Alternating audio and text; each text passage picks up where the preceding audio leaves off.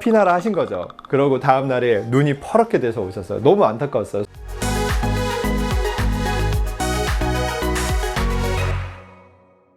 안녕하세요, 레츠성형외과 최동입니다. 눈밑 지방 재배치 수술 하셨나요? 이 수술 후에 어떻게 관리할지 고민되시죠? 오늘 제가 그 고민 해결해 드리겠습니다. 눈밑 지방 재배치 수술 후에 가장 조심해야 될 주의사항 탑3 말씀드리겠습니다. 먼저 첫 번째, 혈압 올라가는 행위를 하시면 안 되십니다. 저희 병원에서 수술 후 출혈이 일어났던 케이스들을 몇 가지 말씀드리겠습니다. 먼저 첫 번째는 화장실 가시다 그러셨어요. 화장실 다녀오신 다음에 눈이 막 부으시는 거예요. 지혈을 꼼꼼히 했지만 후출혈이 일어난 거죠. 여쭤보니까 변비가 좀 있어서 화장실에서 좀 힘을 많이 주셨대요.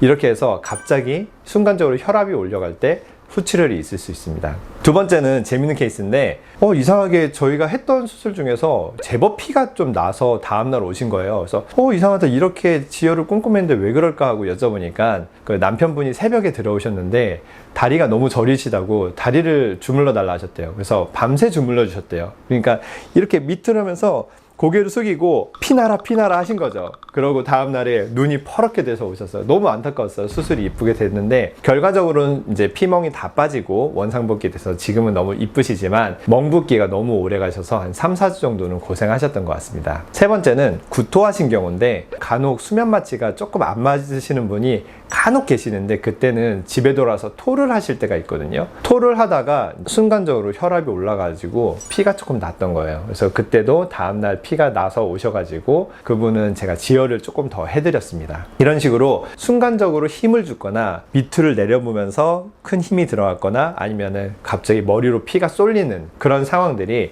후출혈을 야기를 하게 됩니다. 그래서 저희가 주로 이런 것들을 방지 위해서 안내드리는 게 격렬한 운동 하지 마세요. 그 다음에 화내지 마세요. 막 순간적으로 화가 나면은 또 혈압 올라가거든요. 무거운 물건 들지 마세요. 이런 것들을 주의사항으로 말씀 많이 드리는데 결국 공통적인 거는 뭔가 혈압 올라가는 행위를 하지 말라는 말씀입니다. 이렇게 피가 났을 때는 어떻게 해야 될까요? 피가 나는 케이스는 두 가지로 볼 수 있는데 괜찮은 경우하고 급한 경우로 볼 수 있습니다. 괜찮은 경우는 피는 조금 나서 멍은 조금 들겠지만 결과적으로 크게 문제없이 해결되는 경우인데 주로 안쪽이나 아니면 중간 정도에서 피가 났을 때는 이 부분이 볼록하고 파랗게 부풀어 오르는 경우입니다. 이럴 경우는 당황하지 마시고 수술 후 받은 거즈를 반에 반 접으셔서 눈 위에 올리신 다음에 한 10분 정도 계속 궁금하다고 중간에 떼시면 안 됩니다. 그럼 처음부터 다시 시작이에요. 그래서 계속 가볍게 지그시 누르는 압박을 하시면은 웬만한 피는 다 멈추게 됩니다. 괜찮지 않은 경우는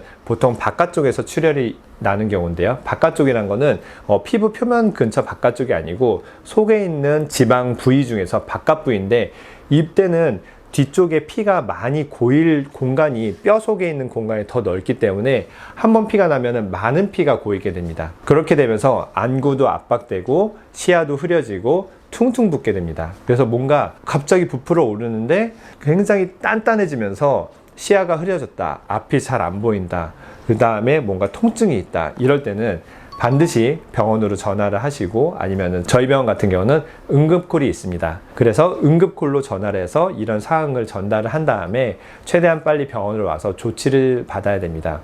이런 경우에는 계속 피가 고이면서 안구를 압박하게 되기 때문에 빨리 감압을 해주는 게 중요하기 때문이죠. 이런 상황은 저희 병원에서는 지금까지 한 0.1%의 확률로 일어났는데요. 한 2,000명 중에 2명 정도 케이스가 있었습니다. 그래서 굉장히 드물지만 내가 해당되면 반드시 빨리 해결을 해야 되는 케이스이기 때문에 이때는 반드시 병원으로 연락을 주셔서 조치를 취하시기 바랍니다. 두 번째로는 눈에 자극을 주지 않는 것입니다. 저희는 레이저로 하고 주로 겉에 피부절개 없이 결막으로 하기 때문에 겉으로 와서는 멀쩡하거든요.